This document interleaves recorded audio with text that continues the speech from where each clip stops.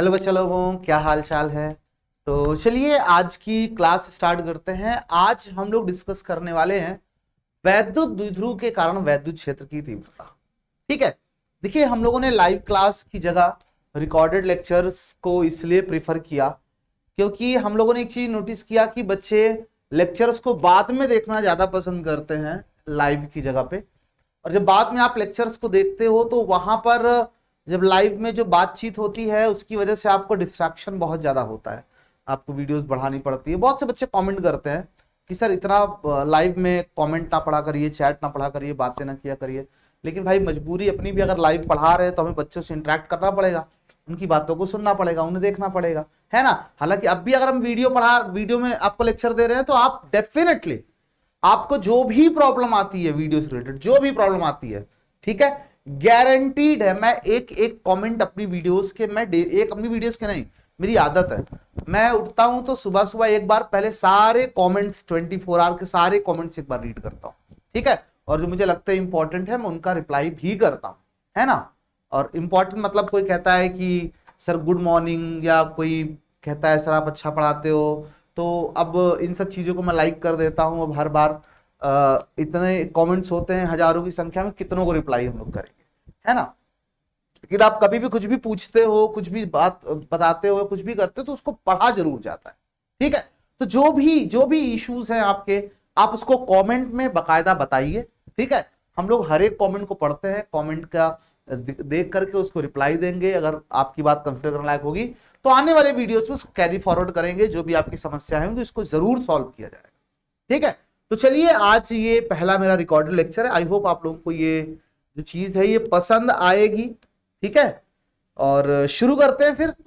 आज हम लोगों को पढ़ना है वैद्युत द्विध्रुव के कारण वैद्युत क्षेत्र की तीव्रता। क्या पढ़ना है आज हम लोगों को? आज हम लोगों को पढ़ना है वैद्युत द्विध्रुव के कारण वैद्युत द्विध्रुव के कारण वैद्युत द्विध्रुव के कारण वैद्युत क्षेत्र की तीव्रता। आप कमेंट करके बताइएगा कि आपको क्या सही लगता है, लाइव में पढ़ना सही लगता है या रिकॉर्डेड लेक्चर्स देखना अच्छा लगता है, ठीक है। हमने बहुत से कमेंट्स देख करके फैसला लिया है, ठीक। अब इस वीडियो पे जो कमेंट्स होंगे उसके हिसाब से हम लोग डिसाइड करेंगे कि क्या इस चीज को आगे बढ़ाया जाए या आप लोगों के लिए लाइव सेशन से लेकर के आया जाए, ठीक है। तो वैद्युत द्विध्रुव का वैद्युत क्षेत्र तीव्रता पढ़नी है तो द्विध्रुव क्या होता है ये आप लोगों को पहले मुझे बताना होगा, ठीक है। क्योंकि लास्ट टर्न पर मैंने आप लोगों को सिंपली केवल एक रिंग के कारण तीव्रता पढ़ाई थी और उसके बाद वहां पे वीडियो वो कंटिन्यू करना है मुझे आज। तो आज हम लोग पहले पढ़ेंगे कि वैद्युत द्विध्रुव होता क्या है। क्यों भाई? पहले पढ़ेंगे वैद्युत द्विध्रुव होता क्या है, तब तो हम उसके कारण तीव्रता निकालेंगे। वैद्युत द्विध्रुव है क्या, पहले ये समझते हैं। देखो वैद्युत द्विध्रुव कोई नई चीज नहीं है, वैद्युत द्विध्रुव कोई नई चीज नहीं है, ये प्रकृति में पहले से ही पाई जाती है। हम लोग बस उसका अध्ययन कर रहे हैं। कहां पाई जाती है सर? ये पाई जाती है केमिकल कंपाउंड्स के रूप में, है ना। जैसे कि HCl। तो सर इसमें क्या खास बात है? एक्चुअली HCl में होता क्या है कि जो केमिस्ट्री नहीं पढ़ा रहा हूं मैं, फिजिक्स ही पढ़ा रहा हूं, चिंता मत करना, है ना। HCl में होता क्या है कि एक आपका H है, एक Cl है। सारी दुनिया जानती है कि क्लोरीन की इलेक्ट्रोनिगेटिविटी जो होती है वो हाइड्रोजन की तुलना में ज्यादा होती है। अगर क्लोरीन की इलेक्ट्रोनिगेटिविटी हाइड्रोजन से ज्यादा होगी तो होगा क्या? तो सर ये जो बॉन्डेड पेयर इलेक्ट्रॉन है जो क्लोरीन और हाइड्रोजन के बीच में कभी करार हुआ तो दोनों ने मिलकर के एफिडेविट पे साइन किया था कि भैया देखो ये एक इलेक्ट्रॉन हमारा है, एक इलेक्ट्रॉन तुम्हारा है, दोनों को बीच में रखेंगे, जब तुमको आवश्यकता पड़ेगी तुम इस्तेमाल करना, हमको पड़ेगी हम इस्तेमाल करेंगे। दोनों ने बीच में रखने का फैसला किया था। लेकिन जैसे ही हाइड्रोजन ने अपना इलेक्ट्रॉन निकाल के दिया, क्लोरीन ने अपना निकाल के दिया, फिर क्लोरीन अपना बाहुबली रूप दिखाया, कहा मैं तुमसे ज्यादा ताकतवर, तो इसको मेरे साइड रखो तुम। हाइड्रोजन मना करा, दो पड़ाका मारा, कहा तुम्हारी ऐसी की तैसी, मेरी इलेक्ट्रोनिगेटिव तुमसे ज्यादा है, निगेटिव तुमसे ज्यादा है ना। 17 प्रोटॉन है, ज्यादा ताकत लगा खींच रहे हैं, बेचारा अकेले एक प्रोटॉन लेके बैठा हुआ, इसको इलेक्ट्रोनेगेटिव कम है काफी ज्यादा, है ना। तो क्या होता है, बॉन्डेड पेयर इलेक्ट्रॉन जो है वो इधर की ओर खिसक जाते हैं, थोड़ा सा शिफ्ट हो जाते हैं, ठीक है। क्लोरीन ने लिया नहीं है, क्लोरीन की शराफत देखो, चाहता दो झापड़ मार करके छीन लेता उसके दोनों इलेक्ट्रॉन, लेके भाग जाओ यहां से। लेकिन कुछ तो शराफत आज भी दुनिया में जिंदा है ना। क्लोरीन जैसे लोगों के पास क्या किया उसने दो झापड़ मार करके छीना नहीं इलेक्ट्रॉन को, उसने कहा बस थोड़ा मेरी तरफ खिसका दो, मुझे संतुष्टि रहे कि मैं बड़ा आदमी हूं, मुझे ऐसा लगता रहे, बस ऐसा आत्मा की शांति के लिए। ठीक है, तो जब इधर खिसका दे, अगर ये लेके भाग जाता तब तो इसके ऊपर निगेटिव चार्ज आता, इसके ऊपर पॉजिटिव चार्ज आ जाता। अगर लेके भाग जाता तो इसके ऊपर निगेटिव चार्ज आ जाता, इसके ऊपर पॉजिटिव चार्ज आ जाता। लेकिन क्लोरीन की शराफत की वो लेके नहीं भागा, है ना, तो इसके ऊपर पार्शियल निगेटिव चार्ज आएगा, इसके ऊपर पार्शियल पॉजिटिव। डेल का मतलब होता है पार्शियल निगेटिव। पार्शियल निगेटिव मतलब केवल उसने इलेक्ट्रॉन को अपनी ओर खिसकाया है, पूरी तरह से छीन के रखा नहीं। अगर पूरी तरह छीन के रख लेगा तो पूरी तरह निगेटिव आ जाएगा, बट उसने क्या किया, उसने ऐसे कमर खींच लिया इधर, है ना, अपनी तरफ कि नहीं मेरी तरफ रहेगा।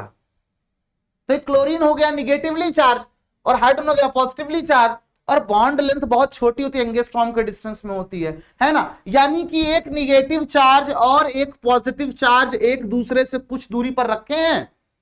ऐसे ही निकाय को वैद्युत द्विध्रुव कहते हैं भाई, है ना। किसे कहते हैं वैद्युत द्विध्रुव? देखो पढ़ते इसको फिजिक्स में, लेकिन ये काम केमिस्ट्री वालों के आता है। पढ़ते ना ध्रुवीय विलायक, अध्रुवीय विलायक, पढ़ा है? ध्रुवीय सहसंयोजक यौगिक, अध्रुवीय सहसंयोजक यौगिक, याद आ रहा है कुछ थोड़ा, है ना? नहीं पढ़ा तो पढ़ाएंगे आगे अभी तुम लोगों को सर लोग, है ना। तो भैया अगर एक दूसरे से क्या, यदि समान परिमाण होना चाहिए भाई, जितना इस पे निगेटिव उतना उस पे पॉजिटिव, है ना। यदि समान परिमाण किंतु विपरीत चिन्ह के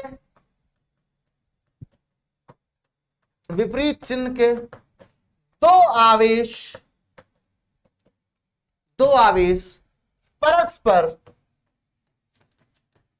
परस्पर कुछ दूरी पर, बहुत छोटा दूरी होनी चाहिए, बहुत दूर नहीं कि एक यहां रख दी दूसरा अमेरिका में रखा है, वो द्विध्रुव नहीं है, बहुत पास होने चाहिए। बात समझ में आ रही है ना। कुछ दूरी पर, परस्पर कुछ दूरी पर रख दिए जाएं तो इस निकाय को क्या बोलते हैं? इस निकाय को वैद्युत द्विध्रुव कहते हैं। क्या कहते हैं? वैद्युत द्विध्रुव कहते हैं, वैद्युत द्विध्रुव कहते हैं। बहुत बढ़िया सर, फिर से मैं एक बार एक्सप्लेन कर दे रहा हूं। द्विध्रुव है क्या? अगर आपने छोटे से आवेश कुछ दूरी पर रख दिए, परिमाण में बराबर होने चाहिए, दिशा में विपरीत, दिशा नहीं, चिन्ह में विपरीत होने चाहिए, यानी एक पॉजिटिव है तो एक निगेटिव होना चाहिए, है ना, विपरीत चिन्ह के होने चाहिए, लेकिन समान परिमाण के होने चाहिए। अगर एक +2 माइक्रोकुलाम है तो दूसरा -2 माइक्रोकुलाम होना चाहिए, है ना। अगर कुछ दूरी पर रख दिए तो इस निकाय को हम लोग बोलते हैं वैद्युत द्विध्रुव, है ना। एग्जाम्पल के तौर पे HCl, HBr, है ना, और जितने सभी ध्रुवीय, अब जितने भी ध्रुवीय तुमको याद हो, सहसंयोजक यौगिक, जितने भी तुमको ध्रुवीय सहसंयोजक यौगिक याद, जैसे H2O, तुम कहो सर H2O कैसे हो गया सर? यहां तो 2 नहीं 3 परमाणु दिख रहे हैं सर। अरे भाई साहब H2O कैसे हो गया? तो ये ऑक्सीजन है, ये हाइड्रोजन है, ये हाइड्रोजन है। क्यों भाई? ऐसा ही संरचना होती है, ठीक है। अगर ऐसे ही संरचना होती है तो इधर क्या होगा? ऑक्सीजन इस बॉन्डेड पेयर इलेक्ट्रॉन को भी अपनी ओर खिसकाएगा और इस बॉन्डेड पेयर इलेक्ट्रॉन को भी अपनी ओर खिसकाएगा, है ना। तो यहां पे डेल पॉजिटिव चार्ज आएगा और यहां पे डेल पॉजिटिव आएगा, तो इसका बॉन्ड खिसकने के कारण इस पे पॉजिटिव आया तो इस पे डेल निगेटिव आएगा। इधर वाला भी खिसका है तो इस पे भी डेल पॉजिटिव आएगा और इसके कारण उधर की ओर डेल निगेटिव, तो डेल डबल निगेटिव हो जाएगा। तो एक डेल निगेटिव इसके साथ द्विध्रुव बनाएगा, एक इसके साथ द्विध्रुव बनाएगा, कुल मिला के H2O में 2 वैद्युत द्विध्रुव बन रहे हैं और इनका परिणामी द्विध्रुव कोई एक इनके बीच में आएगा। वो समझाता हूं परिणामी क्या बोल रहा हूं, अभी कुछ देर बाद चर्चा करते हैं उसकी, है ना। वो परिणामी है क्या, वो मैं बात कर रहा हूं वैद्युत द्विध्रुव आघूर्ण की, किसकी बात कर रहा हूं, वैद्युत द्विध्रुव आघूर्ण की बात कर रहा हूं। किसकी बात कर रहा हूं, मैं बात कर रहा हूं वैद्युत द्विध्रुव आघूर्ण की। वैद्युत द्विध्रुव आघूर्ण क्या होता है, देखो कोई वैद्युत द्विध्रुव कितना पावरफुल है, वो अपने आसपास कितना वैद्युत क्षेत्र उत्पन्न करेगा, है ना, कितना प्रभाव डालेगा किसी दूसरे आवेश पर, ये सारी बातें डिसाइड करने के लिए कोई ना कोई प्रॉपर्टी तो इसकी होगी, है ना, उसी प्रॉपर्टी कहते हैं वैद्युत द्विध्रुव आघूर्ण, है ना। मान लिया एक प्लस क्यू आवेश रखा हुआ है और एक माइनस क्यू आवेश रखा हुआ है और इनके बीच की दूरी 2l है। अब कोई बच्चा पूछेगा सर 2l दूरी ही क्यों है, सर बीच की दूरी l क्यों नहीं है, क्यों भाई, मन में कभी कभी मेरे मन में ख्याल आता है कि बीच की दूरी 2l ही क्यों है, बीच की दूरी l क्यों नहीं है सर। इसका कारण है कि कभी भी हम द्विध्रुव से जब कोई डिस्टेंस मापते हैं, कोई बिंदु कहीं पर है, अब मैं द्विध्रुव के कारण अगर मैं उसकी दूरी मापता हूं तो मैं हमेशा इसके केंद्र से मापता हूं। कहां से मापता हूं, हमेशा मैं द्विध्रुव के केंद्र से ही दूरी मापता हूं। एक मिनट बच्चा, कहां से मापता हूं, हमेशा मैं द्विध्रुव के केंद्र से ही दूरी मापता हूं। अगर मैं दूरी हमेशा द्विध्रुव के केंद्र से मापूंगा और मान लो यहां कोई पॉइंट है तो यहां से हो जाएगा r, तो इससे हो जाएगा r minus L by two, क्योंकि अगर टोटल l है तो इसको l बाई टू कहना पड़ेगा ना, बड़ा गड़बड़ हो जाएगा। ये बाई टू जो रहता है ना, ये याद उद करने में बड़ी दिक्कत होगी, हम सूत्र जब बनाएंगे तो याद करने में बड़ी दिक्कत करता है ना। तो केवल याद रखने में आसानी के लिए, क्या, अपने कन्वीनियंस के लिए, अपने फायदे के लिए, केवल अपने फायदे के लिए, याद रखने में आसान रहे, केवल इसके लिए, सिर्फ इसी के लिए हम क्या करते हैं, हम दूरी को l ना मान करके 2l मानते हैं। बात समझ में आई, ठीक है। और क्योंकि दोनों का आवेश बराबर परिमाण का है तो दोनों में से कोई भी एक आवेश ले लो, दोनों में से कोई भी एक आवेश ले लो और उनके बीच की दूरी ले लो। क्या, आलू ले लो, बैगन ले लो, नहीं, दोनों में से कोई एक आवेश ले लो और उनके बीच की दूरी ले लो, है ना, और दोनों को आपस में गुणा कर दो। केवल परिमाण लेना बस, प्लस माइनस मत ले लेना, कोई भी ले सकते हो, दोनों बराबर ही तो है ना। और इसी गुणनफल को हम बोलते हैं वैद्युत द्विध्रुव आघूर्ण। क्या, कोई पूछे वैद्युत द्विध्रुव आघूर्ण क्या है, एक मिनट यार, ये दरवाजा स्टूडियो को नाटक कर रहा है। कोई पूछे वैद्युत द्विध्रुव आघूर्ण क्या है तो उसको बताना कि किसी वैद्युत द्विध्रुव के किसी एक आवेश, किसी वैद्युत द्विध्रुव के किसी एक आवेश और दोनों आवेशों के बीच की दूरी, क्या, किसी वैद्युत द्विध्रुव के किसी एक आवेश और दोनों आवेशों के बीच की दूरी के गुणनफल को वैद्युत द्विध्रुव आघूर्ण कहते हैं।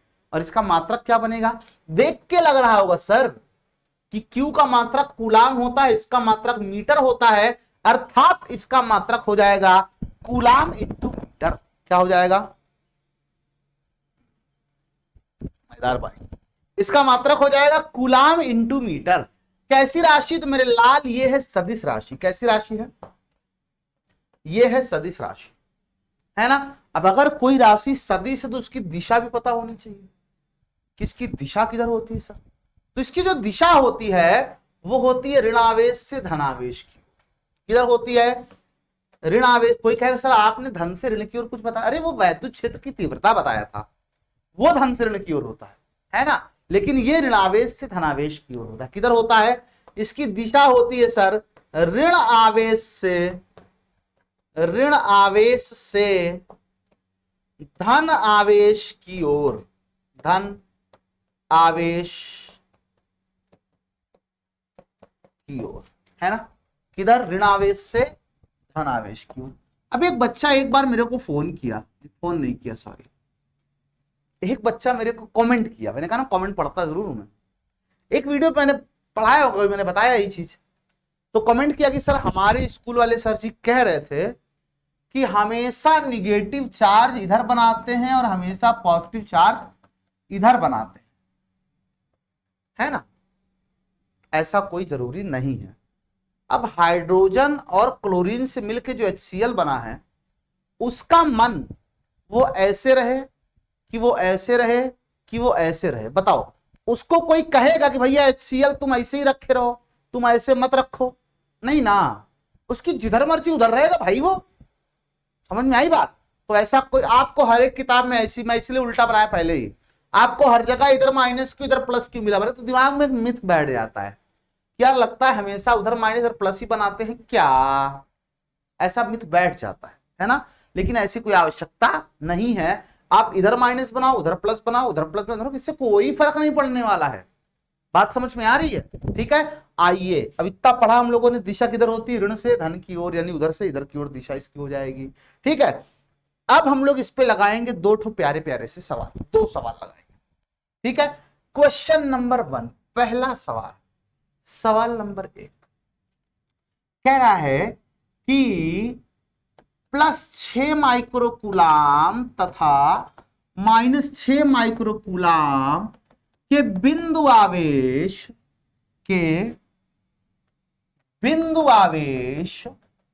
कितना है?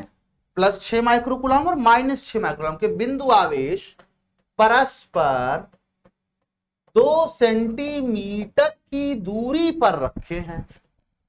कितने की दूरी पर रखे हैं?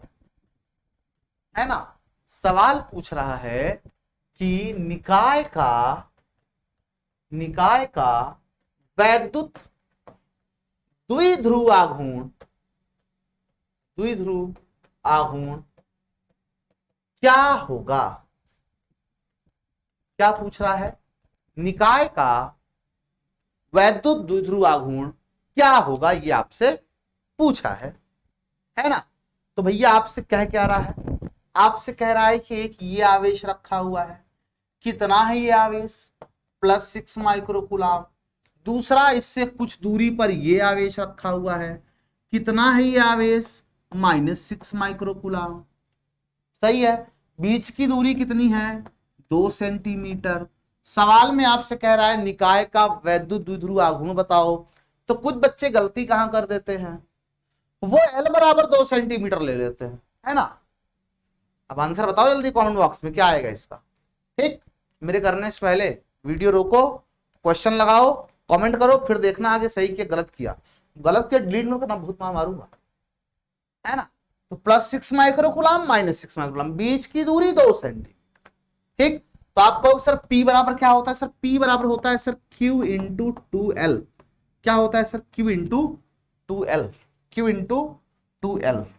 तो P बराबर हो जाएगा Q कितना है? तो सर Q है सर 6 माइक्रोन, प्लस की माइनस? सर आप ही ने बताया है केवल परिमाण लेना, चिन्ह मत लेना। तो केवल 6 माइक्रोकूलाम, नो प्लस नो माइनस। 6 गुणे 10 की घात -6, वहां माइनस लिखेंगे, वो घात है ना, गुणे 2L। तो कुछ बच्चे इसको ना L बराबर ले लेते हैं 2 सेंटीमीटर। बच्चा मेरे लाल कह रहा है दोनों के बीच की दूरी है 2 सेंटीमीटर। अगर दोनों के बीच की दूरी है 2 सेंटीमीटर, तो इसका मतलब है कि L का मान दिया, नहीं L नहीं 2L का मान दिया है 2 सेंटीमीटर। बात समझ में आई? क्या दिया है? 2L का मान दिया है 2 सेंटीमीटर। ठीक, तो पूरा पूरा रखो 2L का मान, 2 गुणे 10 की घात -2 कर दो तो मीटर में आ जाएगा। तो P बराबर 12 गुणे 10 की घात -8 कूलाम। क्या हो जाएगा? 12 गुणे 10 की घात -8 कूलाम मीटर। समझ में आया? आसान सवाल था, बहुत आसान सवाल था सर। आओ एक और अच्छा सा सवाल करते हैं, है ना? एक और अच्छा सवाल करते हैं। सवाल में कह रहा है ये x अक्ष है, ये y अक्ष है, ये मूल बिंदु पर यहां आवेश रखा है +2Q। क्या रखा हुआ है? फिर से और बड़ा बना दे रहा हूं मैं ताकि समझ में आए सबको।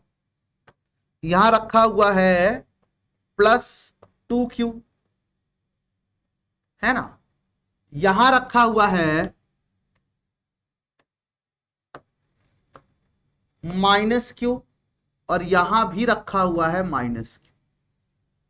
ठीक, इसका निर्देशांक है a,0, इसका निर्देशांक है 0,a।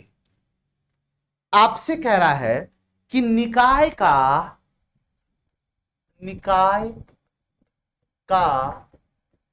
परिणामी द्विध्रुव आघूर्ण, द्विध्रुव आघूर्ण एवं इसकी दिशा क्या होगी, एवं इसकी दिशा क्या होगी। कह रहा है निकाय का परिणामी द्विध्रुव आघूर्ण, क्या, निकाय का परिणामी द्विध्रुव आघूर्ण और इसकी दिशा क्या होगी, ये आपसे पूछा है। अब परिणामी क्यों, क्योंकि ऑब्वियस सी बात है सर, यहां पर एक नहीं दो दो द्विध्रुव बन रहा है। बोर्ड एग्जाम में आया हुआ सवाल मुन्ना, ये बोर्ड एग्जाम में आया हुआ सवाल, आपको अनसॉर्ट में क्वेश्चन दिख जाएगा, है ना। तो ये निकाय का परिणामी द्विध्रुव आघूर्ण आपसे पूछा है, ठीक। इसका मतलब यहां पे एक नहीं दो दो द्विध्रुव है। कहां है दो द्विध्रुव, आपको दिख रहा होगा, आपको दिख रहा होगा। अगर मैं इस +2q को, जैसे वो नहीं ऑक्सीजन हाइड्रोजन वाला केस था, वही सवाल बना दिया मैंने, है ना। एक ऊपर है -q, एक नीचे है +q, ठीक। तो एक द्विध्रुव बन गया ये। इस 2q को मैं दो पार्ट में तोड़ रहा हूं, एक और है +q, एक और है -q, है ना। इसका द्विध्रुव आघूर्ण माइनस से प्लस की ओर, इधर की ओर P1, इसका इधर की ओर P2।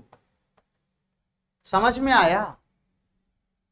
अच्छा, निर्देशांक a,0 मतलब ये दूरी a है और ये दूरी भी कितनी है, क्योंकि 0,a तो ये दूरी भी a है, यानी 2l का मान a दिया है दोनों जगह पे।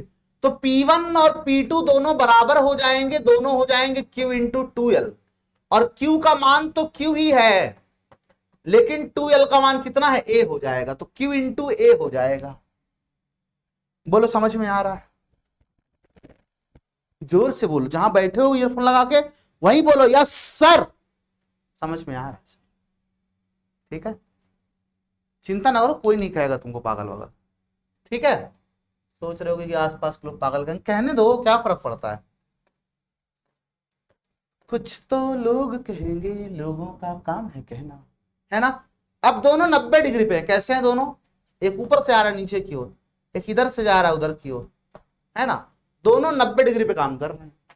अगर दोनों 90 डिग्री पे कार्य कर रहे हैं तो सर परिणामी P बराबर क्या हो जाएगा, याद करो वो दिन मैंने ही पढ़ाया था 11th क्लास में, कि अगर एक वेक्टर इधर की ओर है A, एक वेक्टर इधर की ओर है B, दोनों के बीच है कोण थीटा, तो इनका परिणामी होता है R बराबर √a² plus b² plus 2ab cos theta. क्यों रिवीजन करा रहा हूं, जब तक 12th की फिजिक्स पढ़ोगे तब तक ये यूज होता रहेगा, है ना। अभी मैंने आपको तीव्रता के समय बताया था, अभी मैंने आपको बल के समय बताया था, मैं फिर से बता रहा हूं तुमको ये फॉर्मूला। और अगर यही दोनों परस्पर लंबवत हो जाते हैं, इनके बीच का कोण 90 डिग्री हो जाता है, तो यही R बराबर सूत्र बन जाता है √a² प्लस b²। क्या बात है सर, है ना। यानी कि यहां भी सूत्र क्या बन जाएगा, √P1² प्लस P2²। मान रखेंगे सर, P1 मतलब QA का स्क्वायर प्लस QA का स्क्वायर, तो 2QA का स्क्वायर, तो 2 अंदर रह जाएगा, QA बाहर आ जाएगा, √2 हो जाएगा। तो ये हो गया परिणामी द्विध्रुव आघूर्ण। क्या हो गया, परिणामी द्विध्रुव आघूर्ण। अब क्या निकालना है, दिशा निकालनी है सर। तो दिशा इन दोनों के बीच में कहीं ऐसे आएगी, ऐसे क्यों आएगी दिशा, है ना। किससे बता दे, सच से बता देते हैं, ठीक। तो ये कोण नाप लेते हैं थीटा, ठीक है। तो क्या कहेंगे, tan थीटा बराबर, इधर tan थीटा, तो ये लंब हो गया आपका, ये आधार हो गया, तो ये वाला कितना है सर, ये वाला है सर, ये कितना आया है, P आया है सर। Q इंटू ए ऊपर भी है और Q इंटू ए नीचे भी है। क्यों भाई, ये आपका P1 है और ये आपका P2 है, किसी को कह लो P1 P2, क्या फर्क पड़ता है ना। अब P1 P2 P अपॉन ए होता है, तो P1 का मान भी Q है, इसका मान भी Q है, कट गया, ये आ गया 1, यानी थीटा बराबर कितना आ गया, 45 डिग्री आ गया। कितना आ गया, 45 डिग्री आ गया। समझ में आया, है ना। तो ये आपका हो गया फाइनल आंसर, ठीक। थीटा बराबर 45 डिग्री।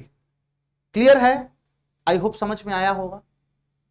आसान सवाल था, थोड़ा वेक्टर का प्रयोग किया गया था, है ना।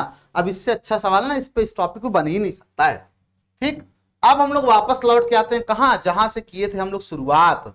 मतलब द्विध्रुव के कारण क्या पढ़ने वाले थे, वैद्युत क्षेत्र की तीव्रता। कहां गया, ये आया, है ना। तो हम लोग 3 स्थितियों में पढ़ेंगे। ये द्विध्रुव है, माइनस क्यू, ये प्लस क्यू, है ना। स्थिति नंबर 1 सबसे पहले कहां पढ़ने वाले हैं, बताओ भाई, समझ में सबको आ रहा है ना यार, ईमानदारी से बताना, देखो मजाक नहीं करना, समझ लेना। तो एक तो इस लाइन को आगे बढ़ाएंगे, तो अगर यहां पर कहीं कोई भी पॉइंट है तो ये है अक्षीय स्थिति में। कहां है, अक्षीय स्थिति में। इसके परपेंडिकुलर बाइसेक्टर अगर हम ड्रॉ कर दें, लंब समद्विभाजक, और अगर इस पर कहीं पर कोई भी पॉइंट है, इस रेखा को हम क्या बोलते हैं, इसको बोलते हैं अक्ष। क्या बोलते हैं, अक्ष। तो अक्ष पर कोई बिंदु हुआ तो अक्षीय स्थिति में हुआ, और इसके परपेंडिकुलर बाइसेक्टर मतलब जो इसके केंद्र से होकर के जाता है, इस पे लंबवत होता है, इस रेखा को हम लोग बोलते हैं निरक्ष। क्या बोलते हैं, निरक्ष।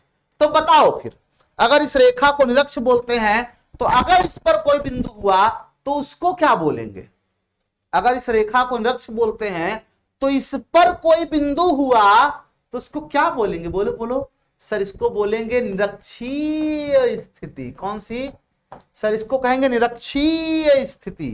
कौन सी, निरक्षीय स्थिति। यानी कि ये सारे पॉइंट निरक्षीय स्थिति में है, ये अक्षीय स्थिति में है ना। और एक मान लेते हैं कि कहीं ऐसे ही सामान्य बिंदु पर है, ये ना अक्ष है ना निरक्ष है, ना अक्ष है ना निरक्ष है, मतलब कोई सामान्य बिंदु है, तो उसके लिए भी फॉर्मूला होता है ना।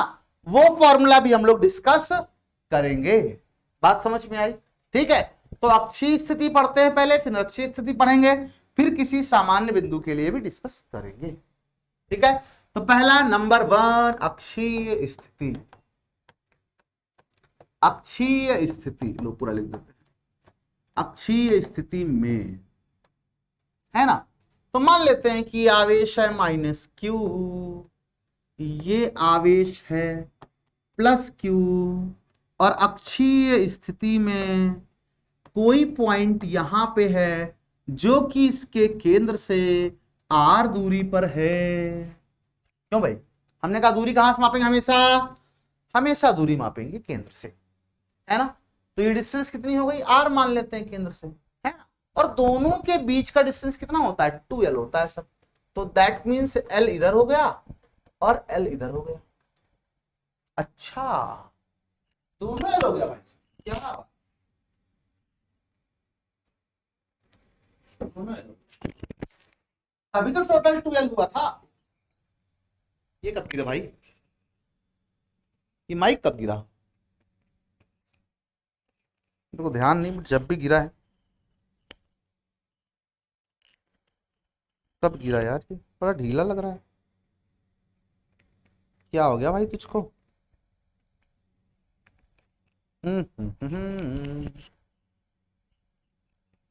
अब नहीं गिरेगा, ज्यादा नीचे हो गया, लेकिन यही लगाते हैं ऐसे, अब नहीं गिरेगा, है ना। आई होप अभी गिरा हो, ज्यादा देर पहले ना गिरा हो, वरना मेरी मेहनत खराब जाएगी, ठीक है।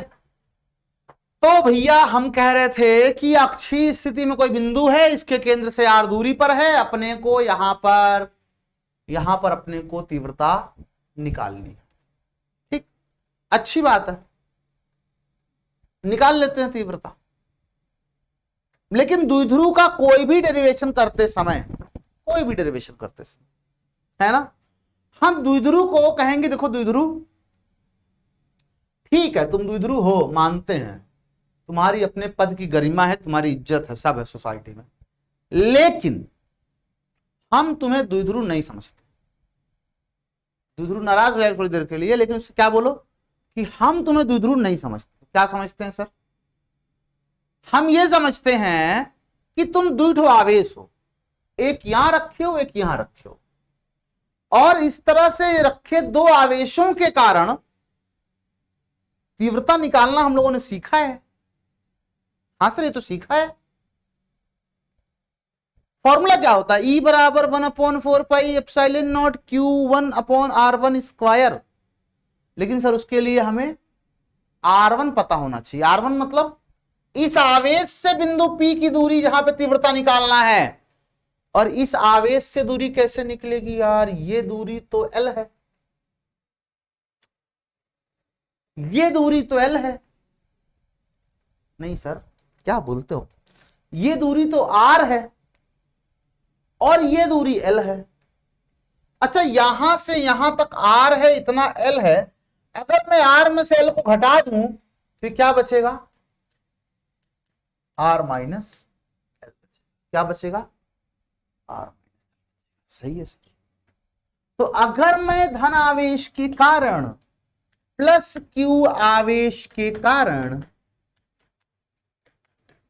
प्लस Q आवेश के कारण बिंदु P पर वैद्युत क्षेत्र की तीव्रता E1 बराबर 1/4 pi epsilon not Q divided by ये डिस्टेंस R माइनस L का होल स्क्वायर। बहुत बढ़िया भाई। अगर हम द्विध्रुव का द्विध्रुव, हम तुमको द्विध्रुव नहीं मानते, हम तुमको दो आवेश मानते हैं बस। तो इस आवेश का तीव्रता निकाल लिए। अब सर समझ ही गए होंगे आप लोग तो कि अब हमें सर माइनस Q आवेश के कारण, है ना, पूरी कहानी सेम वही लिखेंगे, सेम यही कहानी रिपीट कर देंगे। ठीक है। E2 बराबर क्या आएगा बताओ? 1/4 pi epsilon not Q divided by, दो चिन्ह तो लिखते नहीं, तीव्रता सदिश राशि होती है। अरे डिस्टेंस सर, R नहीं लिख देना भूल से, हमें इससे दूरी निकालनी है। तो सर P की यहां तक की दूरी R है और यहां से यहां तक की L है। मतलब ये 10 मीटर, ये 2 मीटर, टोटल 12 मीटर हो जाएगा ना। तो अगर ये R है, ये L है, तो टोटल भाई साहब ये तो R प्लस L हो जाएगा ना। बोलो यस सर। तो R प्लस L का क्या हो जाएगा? Whole square. क्या बात है सर, मजा ही आ गया सर, ये तो मजा ही आ गया सर, है ना। पहले हमने कहा द्विध्रुव हम तुमको मानते हैं, तुम द्विध्रुव नहीं हो, तुम दो ठो आवेश। फिर हमने कहा अब हम दोनों आवेशों के कारण उस बिंदु पर अलग तीव्रता निकालेंगे। फिर हम पहले आवेश के कारण यहां पर निकाल लेंगे तीव्रता, फिर दूसरे आवेश के कारण यहां पर निकाल लेंगे तीव्रता, और फिर क्या करेंगे? फिर निकालेंगे उनका परिणाम, है ना। लेकिन सर क्योंकि तीव्रता सदिश राशि है तो फिर निकालेंगे पर, लेकिन सर परिणामी निकालने के लिए हमको दिशा का भी तो ज्ञान होना चाहिए ना। परिणामी निकालने के लिए हमको दिशा का भी तो पता होना चाहिए कि दिशा किधर है। ओ हो, अपने को तो दिशा ही नहीं पता है। पता चल जाएगी भाई। प्लस Q आवेश के कारण अगर हम बात करें तो धनावेश के कारण तीव्रता आवेश से दूर होती है। तो इस बिंदु पर बैठ के अगर हम पूछे कि बताओ प्लस Q, बताओ प्लस Q, तुम्हारे कारण तीव्रता किधर होगी? तो इसने कहा सर मेरे कारण तीव्रता मुझसे दूर होगी, मतलब तेरी ओर इधर हो जाएगी, है ना। प्लस Q क्या कहता है? तेरी ओर, गाना सुनो ना। और माइनस Q क्या कहता है? मेरी ओर, है ना। माइनस Q कारण उसी की ओर तीव्रता होती है, तो माइनस Q के कारण उसी की ओर होती है। इधर ले लो भैया, E2 इधर की ओर हो जाएगा। दोनों विपरीत दिशा में है सर, अतः परिणामी तीव्रता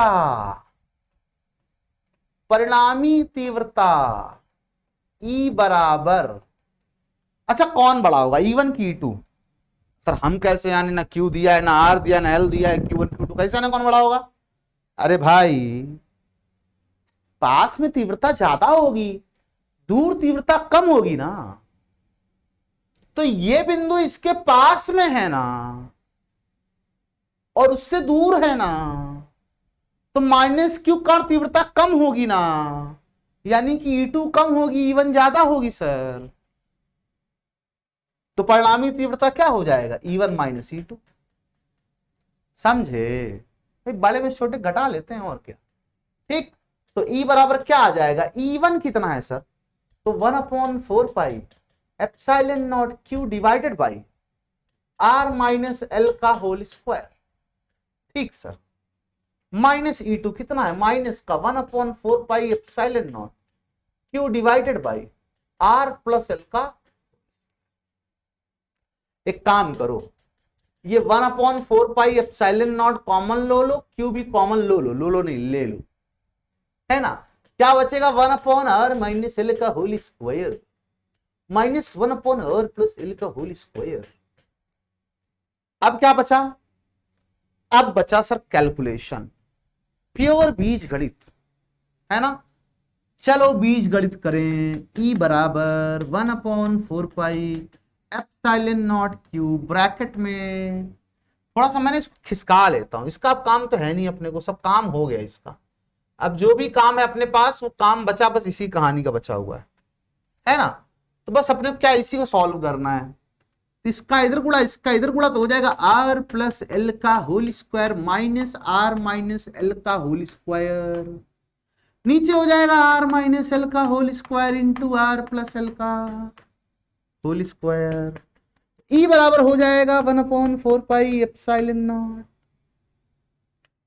A प्लस बी का होल स्क्वायर, तो A square plus B square plus 2AB 2AB, है ना, minus A minus B whole square A square plus B square minus 2AB बटे, दोनों पे स्क्वायर लगा है।